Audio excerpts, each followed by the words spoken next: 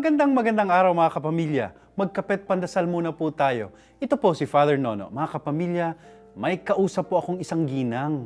Nanghihinayang daw siya sa kanyang buhay. Perpekto na raw sana. Kaya lang, nung isang taon daw nagloko ang kanyang asawa. At kung kaya't nasira ang kanilang pamilya, nagkahiwa-hiwalay sila. Laki ng kanyang panghihinayang. Lalo na raw dahil lumaki siya sa isang pamilyang buong-buo. Labis ang pagmamahalan ng isa't isa. Sayang daw. Paulit-ulit na sabi niya, perpekto na sana ang buhay niya.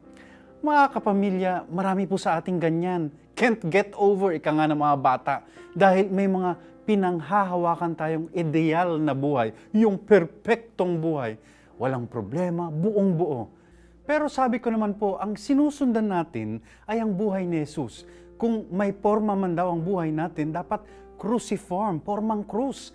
Dahil yun ang naging hugis ng buhay ni Jesus. May kalbaryo, may krisis, may krus nang dahil sa pagmamahal sa tao.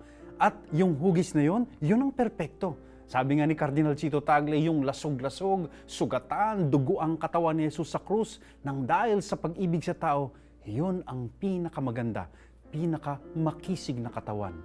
May nagsabi pa nga, life is meant to be messy. If it were not messy, it wouldn't be colorful.